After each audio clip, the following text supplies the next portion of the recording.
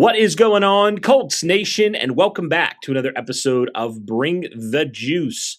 Well, guys, there are a ton of players from the 2025 and 2024 drafts, respectively, that could be on the verge of breakouts here in 2026. And in today's episode, we are going to discuss some of those players who could break out. And so, a little bit of a caveat before we get going here on this episode, Derek.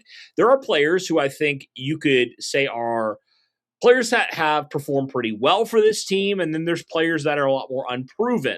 So the breakout could look a little bit different depending on the player, depending on the situation they're coming from.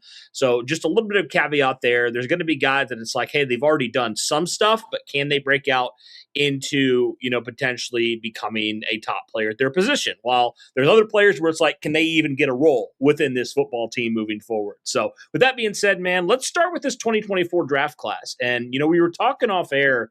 It does feel like this class, there were a good chunk of guys that stepped into starting roles last year, right? I mean, you had obviously Leatu Latu. He started from day one, no question about that. Yeah. Matt Gonsalves, Tanner Bortolini both stepped into starting roles with various degrees of success, but still guys that were, mainly starters for you there. And then obviously Adonai Mitchell, he got traded midseason, so no longer on the team, part of that Sauce Gardner trade. So he's no longer a part of your football team. But when you're looking at that, those are kind of some guys that had started for you and contributed in a big way last year. And then you have a couple other guys, a little bit later on in round 5, actually 2 guys, Anthony Gould, the wide receiver, been primarily that return guy, hasn't had a lot of run in terms of wide receiver snaps and things like that. You do kind of wonder, hey, with Michael Pittman Jr., no longer on your team, we know how much he, commanded from a target standpoint. And obviously you did sign Nick Westbrook-Akine, but there really is an opportunity for a guy like Anthony Gould potentially to come in and get some snaps offensively, a lot more of an opportunity than he had last year. And then obviously the other guy would be Jalen Carlies as well. While yes, you did sign Akeem Davis-Dather, and you did also obviously draft a couple linebackers in the draft. I mean, is there an opportunity for Jalen Carlies to find a role with this team in 2026 as well? So when you look at this class as a whole, Derek, some guys up top that, potentially there are question marks on, can they take the next step in terms of as a starter? And then there's some guys a little bit later on in round 5 that you're like, can they find a role at all with this team? So what's your overall thoughts on this class?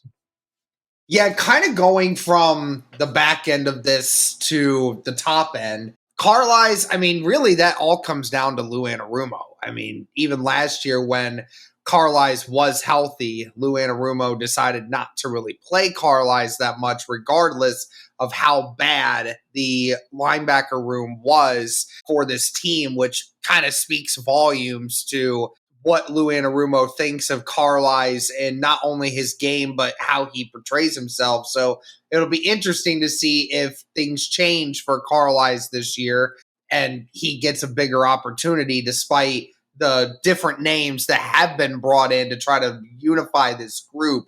Gould, you're right. With Pittman being gone and the lack of really trying to fill that spot on the wide receiver room outside of bringing in Akine Westbrook, you don't really have a lot of other people to fill that role. So, maybe there are a few more snaps that come your way for Anthony Gould. But, of course, last year just was dealing with all those injuries. So hopefully him being back on the field, just being a special teamer, will help to make this team a little bit better as well. For Gonsalves, yeah, it's funny because Gonsalves, for some reason, a lot of people just keep saying that Gonsalves still has something to prove. I don't know if it's because of just the position flexibility where people are like, should he remain out at tackle? Should he just stick at guard? What do they do with him, sort of thing, right? Because Tanner Bortolini came in right away, had some amazing film, and while he may not be a top 5 center in the NFL right now, he's still above the average when it comes to centers. So clearly he has cemented himself in what he is able to do at the center position. But some people still thinking Gonsalves still has a little bit left in the tank to have to fill. And I think part of it comes from the just with being able to protect in pass protection. And this year said that he's gained an additional 10 pounds in the offseason to bulk up and try to get ready for being a better pass protector in that regard. So we're going to see how that amplifies and how he's going to look, because obviously the Colts are looking between him and Jalen Travis at that right guard, right tackle position, seeing how that's going to flow for them. So obviously they're looking for him to cement himself in that position. And then, of course, when you talk about Latu, I think that is the bona fide, clear answer for if you're looking at second or third year players trying to make that jump. Latu is that guy, right? Because had 4 sacks his rookie year, very underwhelming. Last year, 8.5 sacks, had a very good pressure rate. It's just half the time just wasn't able to quite get there. He just seemed to almost always be there, just wasn't able to actually hit the quarterback when the throw was actually happening. So you hope that that pressure rate starts translating into even more sacks this year, and hoping that in his third year, we might finally see an Indianapolis Colt edge actually get double-digit sacks for the first time in over 5 years. So will Latu actually do it? That's up for debate, but it sure looks like this could be the opportunity for him to finally get there. Yeah, and you going back to the Matt Gonsalves conversation, there's been people, and I don't necessarily disagree 100%, but there's people who are saying Jalen Farmer could take that job from him. I don't know if I'd say this year, but people are saying like he could even push him this year, potentially, depending how he looks in camp and things like that. So I think that's another reason is like the Colts took a guard really pretty early, all things considered. So what does that say about what their belief is on Matt Gonsalves, or does that have no, indication necessarily on Matt Gonsalves and how they feel about him as a player? Is it just strictly more of BPA and you can never have enough offensive line depth, right? That's a conversation there. And, Gonsalves had some nice moments, but he also had some moments that he struggled in. I mean, Tanner Bortolini was a lot more even and a lot better player last year than Matt Gonsalves because, Gonsalves had some high highs, but he also had some low lows at times. And it kind of evened out to he was pretty average. While I would say Bortolini was definitely far above average last year. So there's not a question mark about center. There is about right guard, and I think there's a reason why that is. Now, like you said, Gonsalves has put on 10 pounds of muscle. Hopefully that translates well, and he can break out here in year number 3 as well. I mean, even for Bortolini, right? Great year last year, but can he go into that top 5 center conversation this year?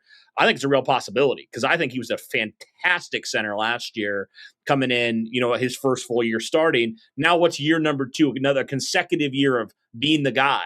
What's that going to mean for him, right? So there's a lot of things there. But yeah, you're right about Latu as well. Like how great would it be to have a young pass rusher that is going to be that, premier edge for you for a long time? You haven't had a guy that Chris Ballard certainly never had a guy he's drafted that's come anywhere close to that. So if you're able to have a guy like Latu, that solves one of your biggest problems you've had in Chris Ballard's era. Like that's been his biggest problem is he has never been able to find an edge in the draft that's been able to translate and be a long-term elite edge.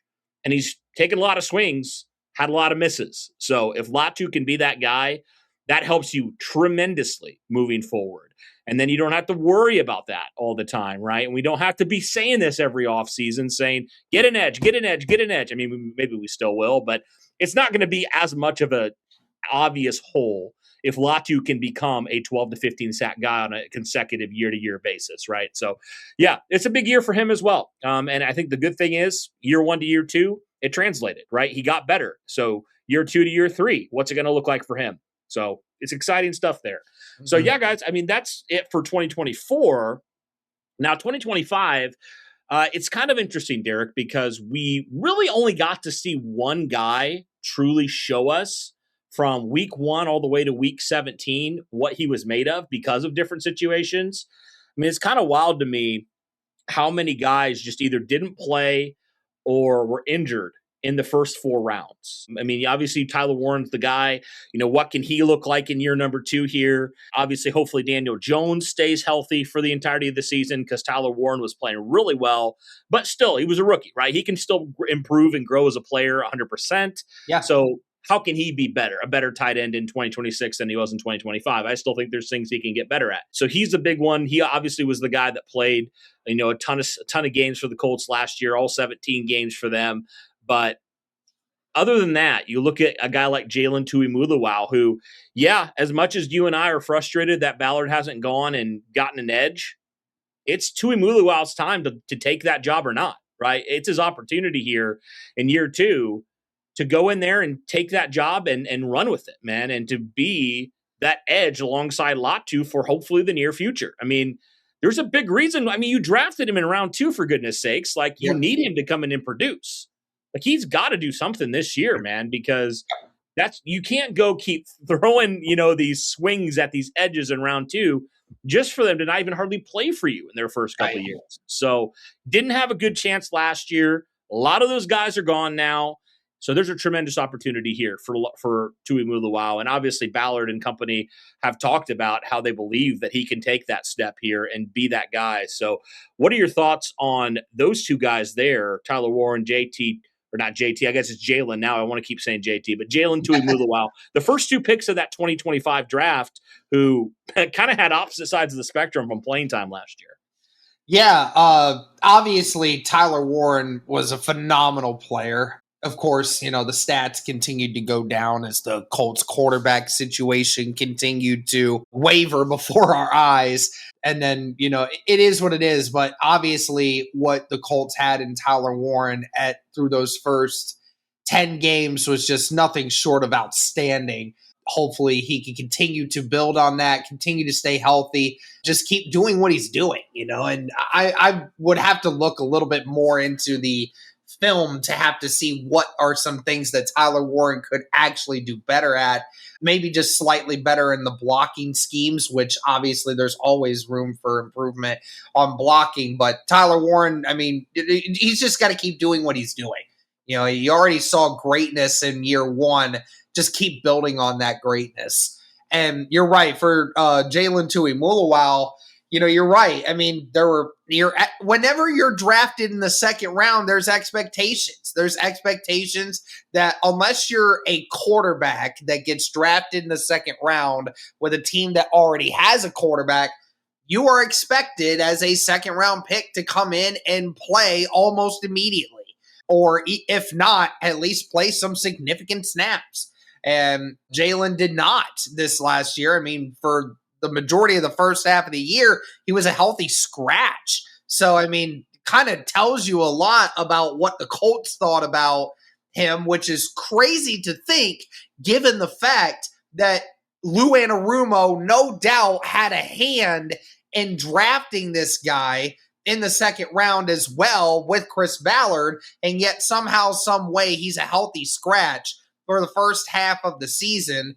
You're right. I mean, it is a waste of a pick so far. And I mean, you have to start hoping that he gets to the next part. And you're right. I mean, his biggest competition is Arden Key, which is a 6.5 sack a year type of guy. So not a high level of competition when it comes to, trying to move beyond that. So I hope that Tuimuluau gets more snaps this year, because if not, I mean, it's just another stain on Chris Ballard taking a guy way too early at a position that he doesn't draft well, and a guy that just doesn't play for some reason.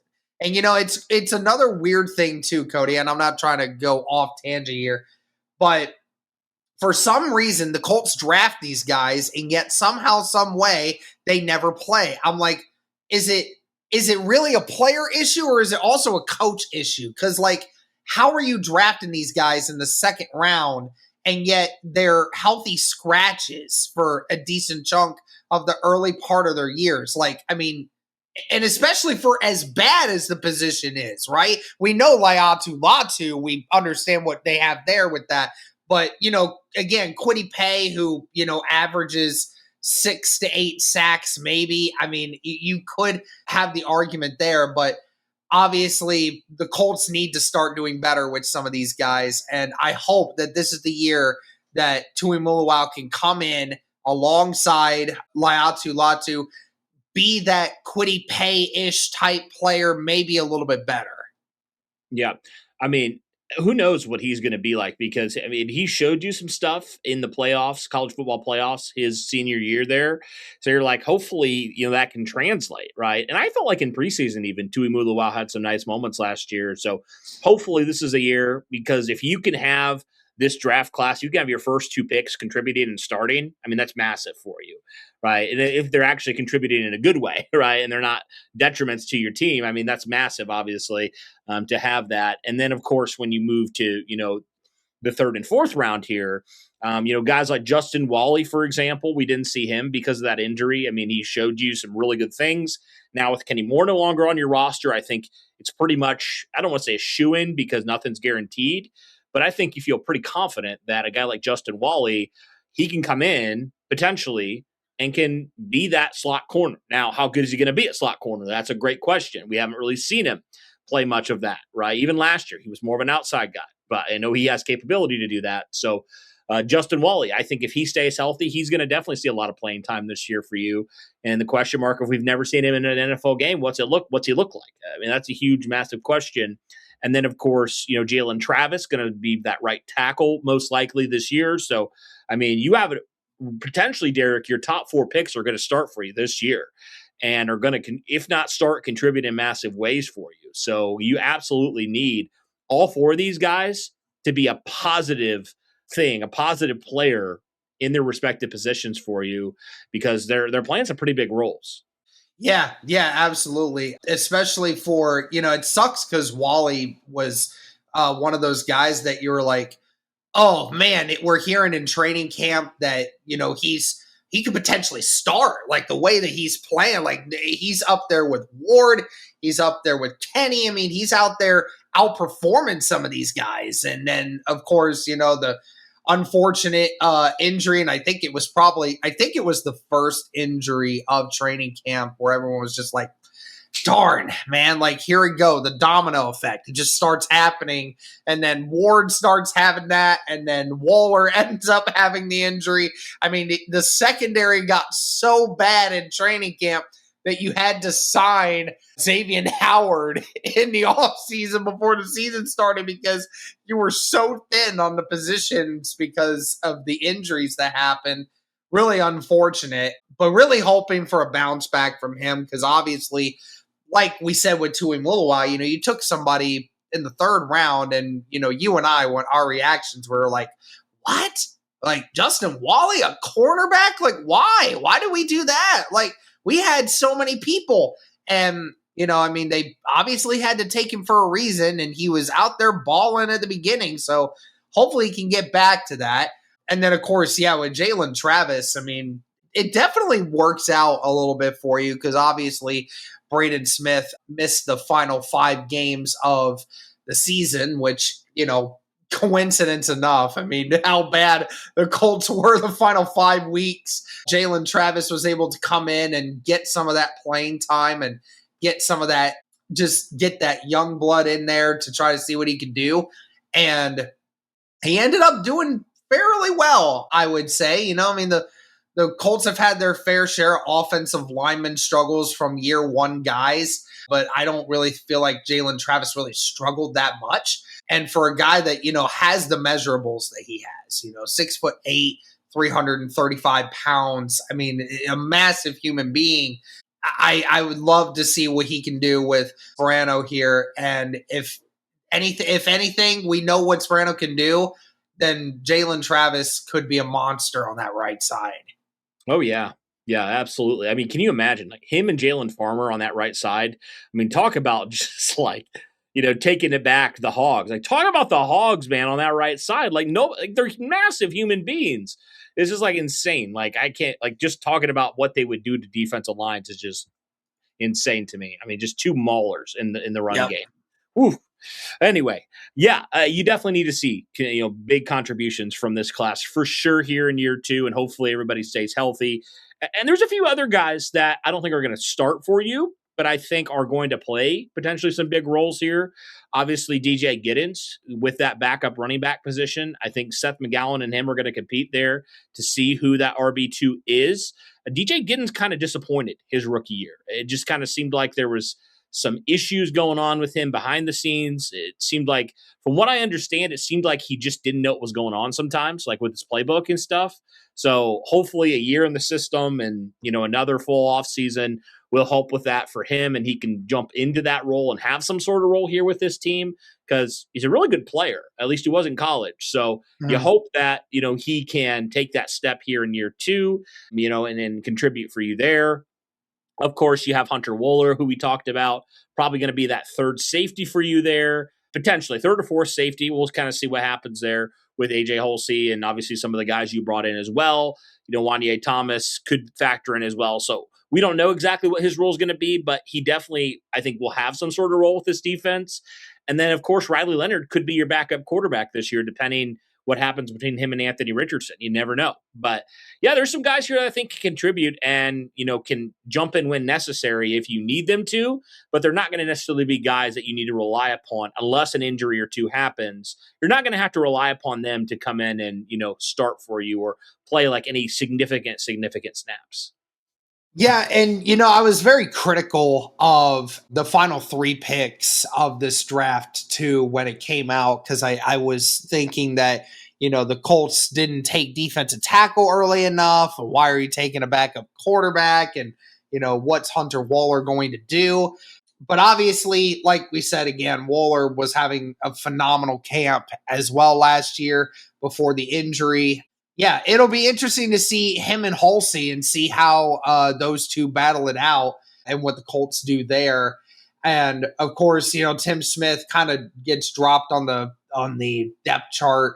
Riley Leonard, I mean, phenomenal that what he's done in just that first year. I mean, had to come in and fill in for a couple of different games last year, the Jaguars game and obviously the Texans game at the end of the year, almost won that one. So I mean, it is what it is. Riley Leonard could potentially be your QB2 of the future. Obviously has a lot of leadership. And yeah, Giddens, it's crazy because he was super efficient in the few runs that he did get last year. I think he averaged over 4.5 yards a carry.